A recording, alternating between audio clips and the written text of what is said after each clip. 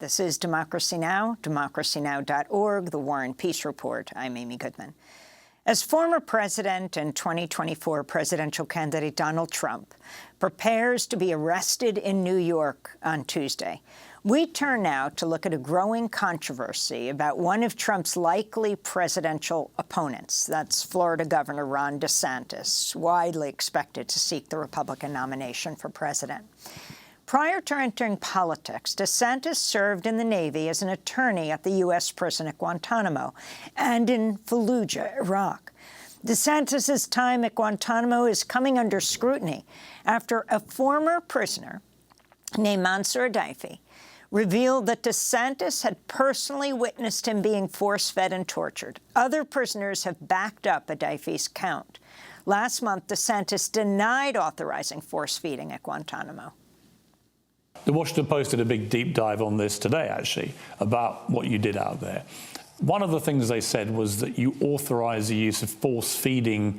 That's some of the yeah, that's not true. Yeah, any of the stuff that people just to finish, force feeding to detainees who were on hunger strike. Was that true? So I was a junior officer. I didn't have authority to authorize anything. There may have been a commander that would have done feeding if someone was going to die, but that was not something that I would have even had authority to do. So that's wrong. Yeah, absolutely. That was Ron DeSantis last month in an interview with Piers Morgan. But in an interview 5 years ago, in 2018, DeSantis admitted to CBS Miami that he'd authorized force feeding. I was a legal advisor. For those that were doing... The things that would happen is the thing you notice the day you get down there is for these detainees, the jihad was still ongoing. Right. And they would wage jihad any way they can. Now, they're in a facility, so it's limited, but some of the things they would do hunger strikes. And you actually had 3 detainees that committed suicide with hunger strikes. So everything at that time was legal in nature one way or another. So the commander wants to know, well, how do I combat this? So one of the jobs of the legal advisor would be like, hey, you actually can force feed. Here's what you can do. Here's kind of the rules of that. That was Ron DeSantis in 2018 as he was running for governor in Florida. Well, with DeSantis expected to soon launch a run for the White House, we're joined by former Guantánamo prisoner Mansoor Adayfi. At the age of 18, he left his home in Yemen to do research in Afghanistan. Shortly before he was scheduled to return home, he was kidnapped by Afghan warlords and sold to the CIA after the September 11th attacks. He was jailed and tortured in Afghanistan, then transported to the U.S. military prison at Guantánamo in 2002, where he was held without charge for 14 years, many of those years in solitary confinement. Mansoor Adayfi now joins us from his home in Belgrade, Syria. In 2021, he published a memoir titled "Don't Forget Us Here, Lost and Found at Guantánamo." Mansoor Adayfi, welcome back to Democracy Now! Hi, Amy. Nice to see you again. Good morning, America. It's great to have you with us. You're actually speaking to the world right now at democracynow.org. You were detainee 441. Explain your connection to the current Florida governor, DeSantis. Yeah, that back to 2006. As you know, let me give a brief introduction. So why we went on hunger strike in the first place. As you know, we were transferred to Guantánamo, spent years without any kind, until now, without charges or rights and so on. By the end of 2002, General Jeffrey Miller arrived and he turned the Guantánamo into experimenting lab, and the situation got only worse every month and every year. By 2005, we managed to organize a mass hunger strike that embarrassed the U.S. government. The camp administration at that time tried to negotiate with us to stop the hunger strikes so they can improve the living condition in the camp. We agreed, but it was just they were buying time. By the beginning of 2006, a new medical team, a new campus staff arrived. One of them was a young, handsome officer who came to talk to us and told us he was there to ensure that we were being treated humanely. And we talked to them about why we were on hunger strike, what were our demand. It wasn't jihad, as he said, and you know, what people always try to turn our actions in Guantánamo as like a jihad or Al-Qaeda activist cell. That way used to tell us all the time. So these were our demands: stop the torture. We were asking for them to improve the living condition in the camp, and he was talking to us and assured us that everything will change, and he will make sure that we be treating humanely. Only 2 months, only like I think even less, even less 2 months later, we were dragged to solitary confinement, different camps, different blocks. A new medical team arrived, and they start forcing feed us. And I'm not saying no problem with the force feeding. The use of the force feeding as a mean of torture. You know, I was taken to non-former block in camp 2. I was tied to a force feeding a chair. Like I couldn't move at all. I could only breathe. Guards bring piles of Ensure, and they started with the nurses pouring can of Ensure one after another. Like the only way like you eat. So during the feeding, a group of officers arrived with the interpreters, with the interrogators, camp staff, medical staff. They were behind the fence, and I saw one of them was Ron DeSantis in a military uniform, and he was while I was screaming, yelling because I couldn't breathe of the Ensure, and was like I was bleeding because they really insert a thick tube through my nose.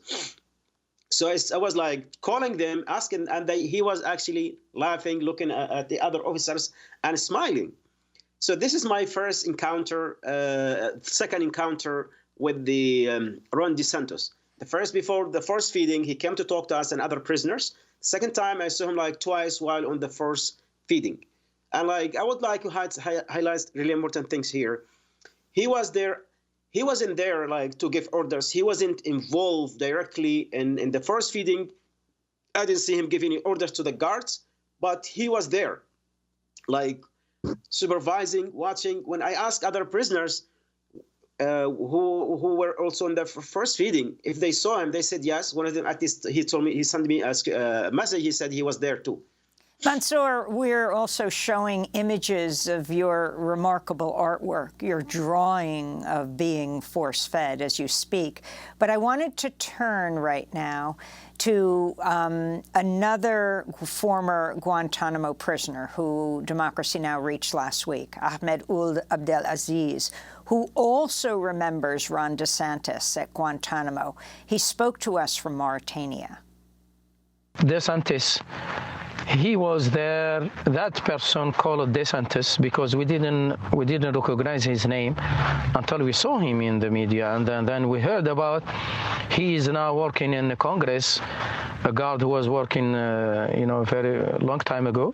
For us, he's a guard, For the government, he's a lawyer, and he came there. But he's doing the same thing as a guard because he was sided. He was siding with the guards. He was siding with the administration there.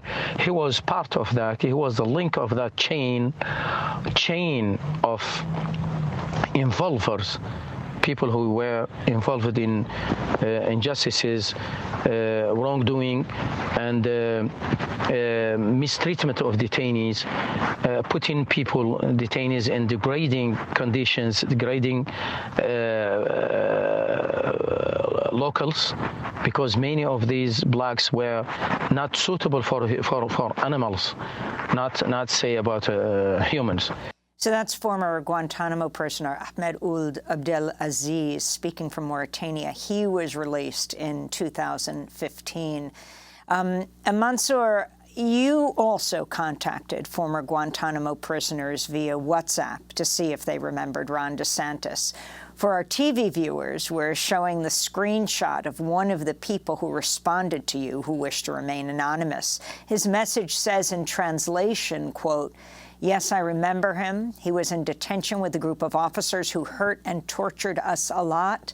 May Allah publish them all." I assume it means may Allah punish them all. Can you talk further about how the force-feeding felt, and if there were any guards who were doing this to you, or the people, you can tell us who they were, who were putting in these tubes, who objected? There's a difference between the force feeding and using the force feeding as a means of torture. I spent years on force feeding. Some prisoners spent between 2 to 15 years on force feeding daily. We get usually we get twice a day, in the morning, in the afternoon, or night. Also during Ramadan, they will do it after sunset. There was medical professionals. They were nurses, doctors. But in 2006, and if readers go to my book, I talked particularly about what happened in 2006. It was one of the worst years in Guantanamo, where DeSantis was there. They started by punishing prisoners in Camp 5. Then they tortured the hunger strikes by force feeding. Also, Camp 4, a medium security camp, was raided, and detainees were shot and hospitalized. 3 detainees died this year. Then by the end of 2006, a new camp was opened, Camp 6. So in 2006, when Ron DeSantis was there during the torture by the force feeding, they really brought thick tubes called 18 French or 25 French with the metal tip, and they just push it on our nose. Guards used to do that too. Because guards and medical staff, were there doing the force feeding. I got fed 5 times a day. They left me all night on the force feeding chair, and they give us some kind of laxative liquid in the nutrition liquid. So while sitting on the force feeding chair, we would shit in ourselves, and they left us like that. When they move us to solitary confinement again, they leave us only with shorts, really cold cell. And the second day they will start again, leave us 4 hours. We couldn't last some for 3 days, 5 days, and we had to stop. So they bought boxes, 5 boxes or more, and the force feeding bag, what they just pouring ensure one after another. I felt I was really drowning. On one of the first feeding, when I was throwing up, yes, Ron DeSantis was there behind the fence, and camp officers, they were behind the fence. When I was throwing up, the insurance was so much in my stomach, so I threw at them, and they jumped back. They was killing themselves, looking at me. So I felt I did something at least, worth it. So on one of the first feeding, while I was throwing up, the tube literally came out of my mouth. I remember the nurse grabbed it from the tube and was start to eat. You have to start to eat. So that lasted for me for 5 days, and I had no choice. I couldn't last, either die or stop the hunger strike, and we stopped. I was first fed again in 2009, 2013, but that time they did it professionally, and we had no problem. We cooperated with them. The only time that force feeding was used as torture in 2006. There was also in the other years where some medical team, they will try to pressure us, to stop the hunger strike, but not as bad as in 2006. In 2006, lawyers for another prisoner argued that the military made the force-feeding process unnecessarily painful and humiliating to break the hunger strike. At the time, something like 100 of the prisoners were on hunger strike. I wanted to ask you why you think that Ron DeSantis, now the governor of Florida, has hardly mentioned his time, his experience at Guantánamo in his new book, The Courage to Be Free, and also ask you about his time in Fallujah, which is very interesting. Going back to Iraq, you have he arrived in 2007, right after he was at Guantánamo, during the surge. According to the Tampa Bay Times, DeSantis served as a senior legal advisor to the SEAL who commanded Special Operations Task Force West in Fallujah, Navy Captain Dane Thorleifson. Talk about the legacy of Fallujah. First of all, he didn't mention much about his time in Guantánamo because we know he was part of GTF and he was a legal advisor. And if you ask me, I think DeSantis is a cruel person. I believe that his mission there was a cover up to cover up what happened in 2006. So about Fallujah, I don't think I'm in a position to comment in his time there, but for what I have read and seen, that we all know what happened in Fallujah, like death of civilians using depleted uranium and so on. So I would like to say one word to Americans: just watch out from that person. You know, someone who bend the truth to serve his own political interest.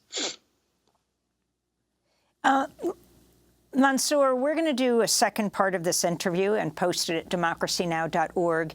You just wrote a comment is free op-ed piece in The Guardian about a Biden administration decision around the artwork of the Guantánamo prisoners. And we're going to talk about that and also show more of your images that you drew while in Guantánamo. Yes, Mansoor Adayfi is a former Guantánamo prisoner, detainee 441, imprisoned without charge for 14 years and 7 months before being released in 2016 to Serbia. We spoke to him in Belgrade. His memoir is titled "Don't Forget Us Here: Lost and Found at Guantánamo."